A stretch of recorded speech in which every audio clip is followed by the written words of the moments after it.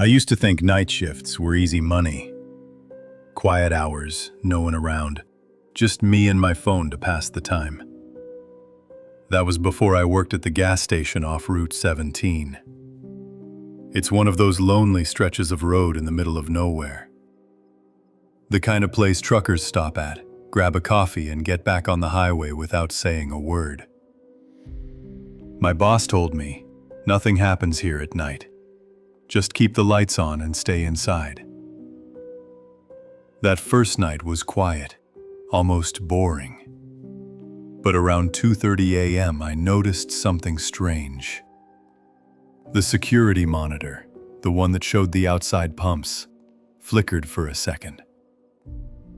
I leaned closer, and for a brief moment, I thought I saw a figure standing between the pumps. Tall, thin, completely still, almost like a shadow. But when the screen cleared, there was nothing there.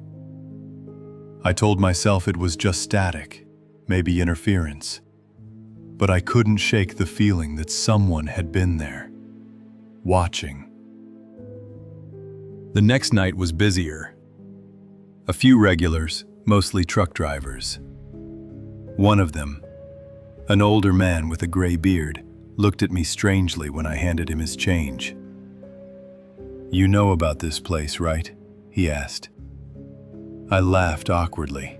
"It's just a gas station, man." He shook his head slowly. "Don't go outside if you hear someone calling your name. No matter what, understand?" Before I could reply, he walked out. That stuck with me. Why would he say something like that? Later that night, I was stocking shelves when I heard it, clear as day. Eric. My blood went cold. That's my name. I turned toward the front door. No one was there. The parking lot was empty, glowing under the flickering light of the tall lamps. I stayed inside. I didn't move. By the third night, I was paranoid. I kept checking the cameras every few minutes. Around 3 a.m., the monitor flickered again. This time, I saw him. A man, standing at pump 3.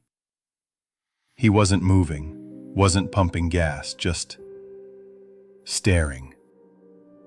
I picked up the store phone and called out, "Hey, we're closed outside." The man didn't move. I zoomed in on the monitor. His face. It wasn't right. His mouth was open way too wide, like his jaw had unhinged. And his eyes, they weren't glowing, but they reflected the light in a way that didn't seem human. I grabbed my cell phone to call the police. But when I looked back at the monitor, he was gone. Not walked away. Not out of frame, just gone. At 3:30 a.m. it got worse. I was behind the counter when I heard it. Tap, tap, tap.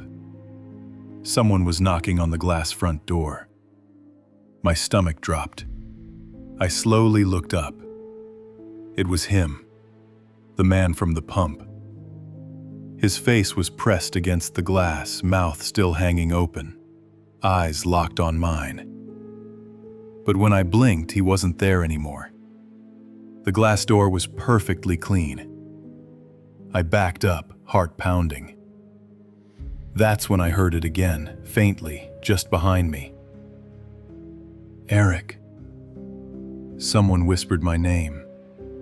Inside the store. I quit after that. But not before one final shift. On my last night, I told myself it was just exhaustion, maybe hallucinations. I tried to stay calm, focus on my phone, ignore the monitors. But around 2:45 a.m., every single light in the store flickered. For less than a second, but in that moment, I wasn't alone. I saw him. Not in the monitor this time, but standing in the corner of the store, half hidden in the shadows. I froze. My breath caught in my throat.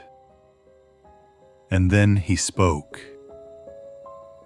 Not in a whisper, not in a shout, but in my voice. He said, "See you tomorrow night." The lights flickered again, and he was gone. I didn't wait. I left the cash register open, left the keys on the counter, and ran. I never went back. I don't drive down Route 17 anymore. And if you ever find yourself near that gas station at night, don't look at the pumps. And don't answer if someone calls your name.